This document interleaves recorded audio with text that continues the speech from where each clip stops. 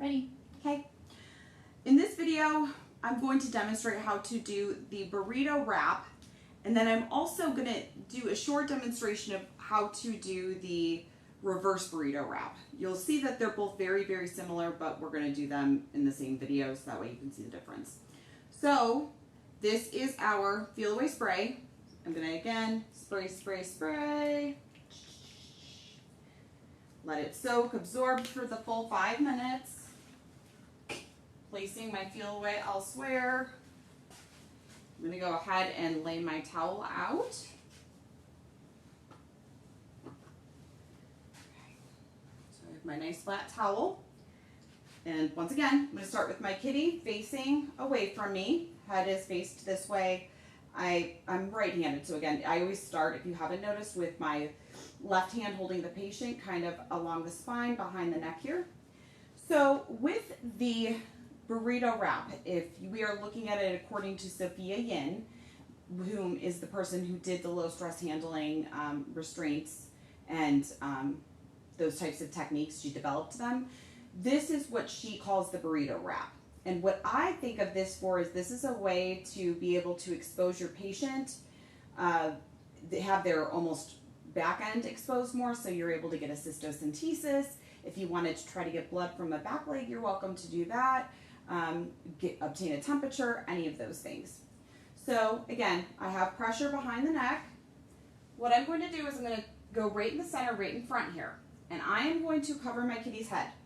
Now, by no means am I doing this super tight and or trying to suffocate my patient.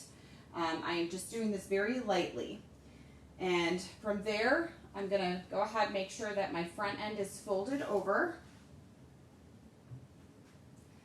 Then I'm going to start to actually burrito. So I'm going to take my right side, move it all the way over. You can see my hand is still underneath the towel.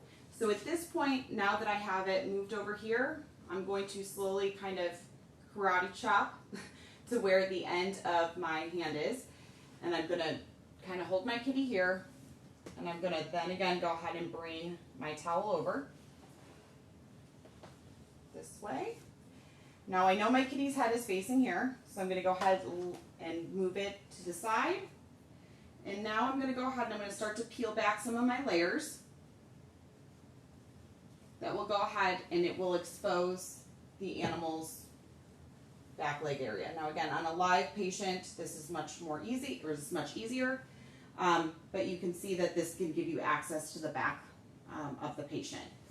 Now, in the reverse, I think that's what I called it originally, but it's the reverse burrito wrap. This is the one that I in my previous practice, I used a large amount.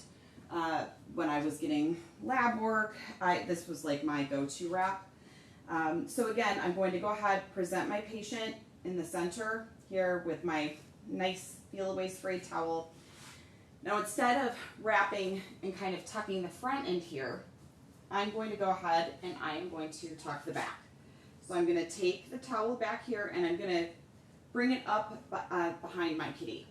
Now, I personally enjoy this wrap much more because it keeps it up. I feel like it encloses the cat into the towel. So they're unable to back out or move away because you've got them on your front end and now you've kind of got them held in the center here. So at this point, what we do is this is where I typically go ahead and I like to just go ahead and then fold and tuck underneath the front legs. Fold. Fold. And if you can see, I'm going ahead and with my folds here, I'm using my thumb and I'm using my I'm using my ring finger and my middle finger to kind of hold the towel in place. Now I'm going to go ahead and I'm going to fold the blanket or the towel over the cat. On the right side, I'm slowly removing my hand here, and now I'm going to go ahead and bring that over, tuck underneath, and now I have a kitty who's nicely wrapped, who can't really escape. And if you heard me mentioning, I used to use this for blood draws and stuff, so I would almost kind of finagle it in a way to where I would leave a front leg out, and then I would wrap it in a different way. And you guys, everybody will kind of see as you're playing with this, whether it's with an actual patient or a stuffed patient, towel wrapping sometimes doesn't go as planned. So as long as you feel like you have a good hold of the patient and that obviously we're not hurting the patient at all, any type of towel wrap, even if like I started to do the burrito, held it up underneath like this, I went like this, but then maybe what I did is I kind of do some here. Like sometimes we have to do things like that. We have to just be a little bit, use our critical thinking skills and make short-term decisions as needed. But these are my favorite wraps. I enjoy the burrito wraps a lot. The scarf wrap is also super easy to throw in and to use as needed. So I hope you guys feel comfortable with the wraps. And the only other thing I would mention is just always make sure that while you're practicing and or using this on a patient, your hand is always on the animal. That is very, very important, not only for these labs, but also in practice. Done.